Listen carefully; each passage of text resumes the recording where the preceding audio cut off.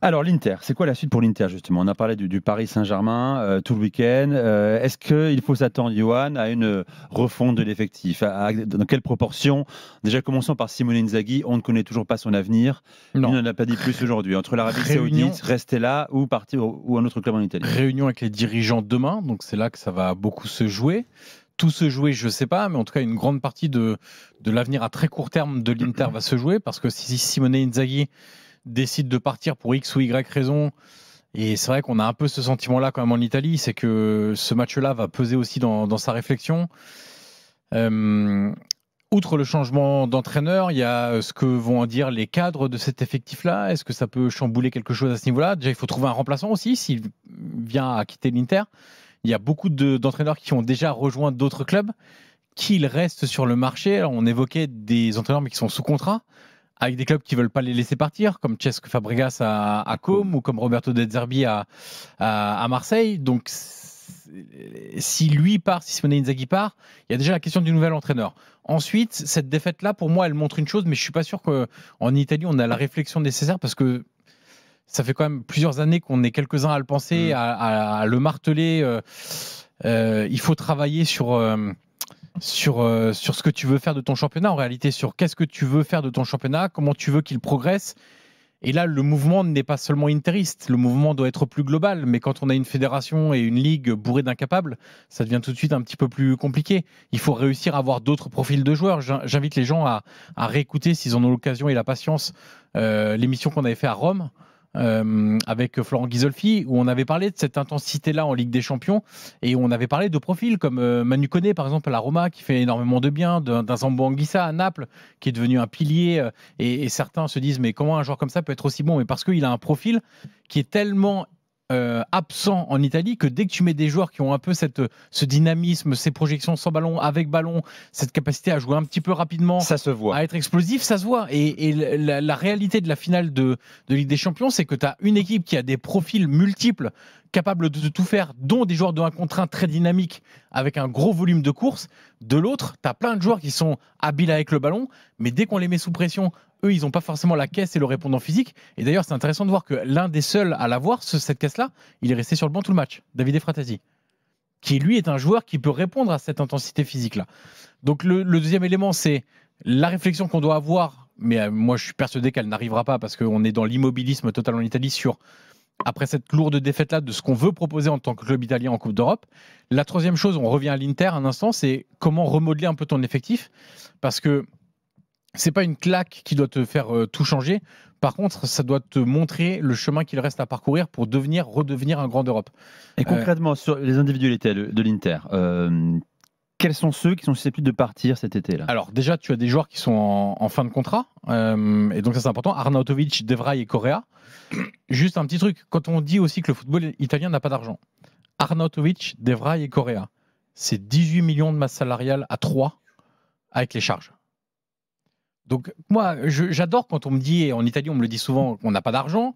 Moi, je leur donne à chaque fois des chiffres et ils me disent ah oui. Et puis je leur dis mettez en face quelques salaires dans d'autres championnats et puis vous allez voir si les joueurs nuls ou moyens ils touchent ces salaires-là.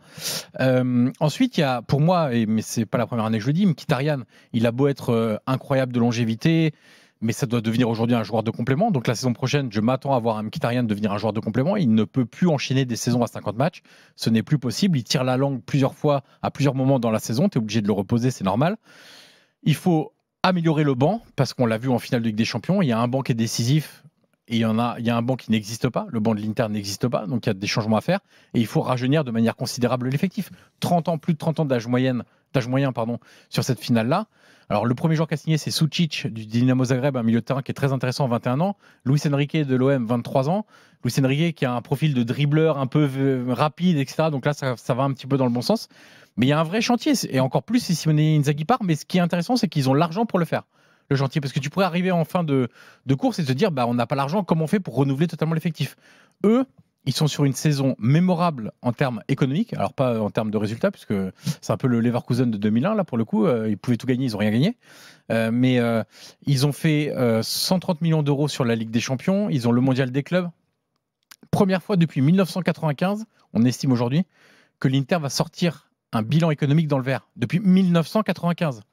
qui vont sortir un bilan dans le vert de plus, entre 20 et 40 millions d'euros sans marché des transferts. C'est-à-dire que sans vendre de joueurs, tu dégages cette masse salariale-là. Donc Octree, qui est maintenant la tête du club, aura les moyens de donner des joueurs soit à Simone Inzaghi, et ça va être une vraie question de la réunion de demain. Quel contour de l'effectif a? Comment vous me donnez des meilleurs joueurs ou pas? Ou à un nouvel entraîneur, s'il vient un nouvel entraîneur pour remplacer Inzaghi. Et on en reparlera la semaine prochaine. Juste après la pause, mon cher Polo, il faut qu'on fasse une pause.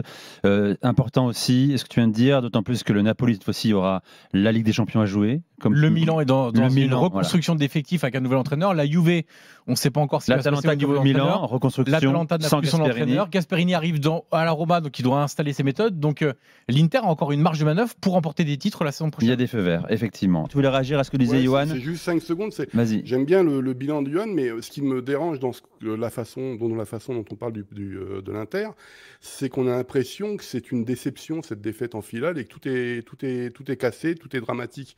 Je ne suis pas persuadé qu'en début de saison, on voyait l'Inter en finale de Ligue des Champions. Je me rappelle le match contre Leverkusen où tu étais un peu furax parce que l'Inter ne jouait pas forcément et Leverkusen n'avait pas appuyé sur l'accélérateur pour gagner 1-0 si ma mémoire ne me fait pas défaut. Et en fait, pour moi, l'Inter, c'est l'une des plus belles surprises de cette saison. Alors évidemment, on peut se dire qu'ils étaient déjà en finale en 2023, etc. Mais moi, ça a été l'un des plus beaux footballs que j'ai vu cette saison en Europa League. Et c'était un peu, en Europa League, en Ligue des Champions, ce qui est un peu l'arbre qui cache la forêt. Parce que honnêtement, cette Ligue des Champions 2024-2025, il y a eu du suspense. Est-ce qu'il y a eu des matchs extraordinaires, etc. Je ne sais pas. Non, mais si tu veux, la déception, Polo, ne pas tout jeter après le final. Elle est liée au score et à la non-prestation en finale. Plus que sur le parcours, on reconnaît tous que la saison, malgré tout, elle n'est pas catastrophique. On ne peut pas dire qu'elle est ultra positive, mais elle est malgré tout, pour moi, elle est positive parce que tu as montré notamment à toute l'Italie que tu pouvais jouer sur toutes les compétitions pendant toute la saison. Malheureusement, tu gagnes aucun trophée. Mais, enfin, tu fais 2 finales de Ligue des Champions en 3 ans. Oui, bien sûr. Enfin, mais le problème, c'est en 2 ans même. Ouais, en 2 ans, en 3 éditions en 2 ans. Enfin, mais il faut quand même se rendre compte de la difficulté que c'est. Bien sûr. Enfin, donc, je veux dire, moi, on se rappellera toi pour ce que tu as perdu et pas ce que tu as gagné. C'est ça le truc. Tu perds aussi une finale d'Europa League. Oui. Et 2 titres à la dernière journée. Tu peux être une super équipe et c'est ce que c'est. Inzaghi, c'est un très très bon entraîneur, mais on se rappellera toujours de cette équipe qui a perdu plus qu'elle n'a gagné. Et ça aurait dû être l'inverse. Pour le souvenir. Alors que tu as créé une instant team pour gagner et tu n'as pas gagné tant que ça en réalité.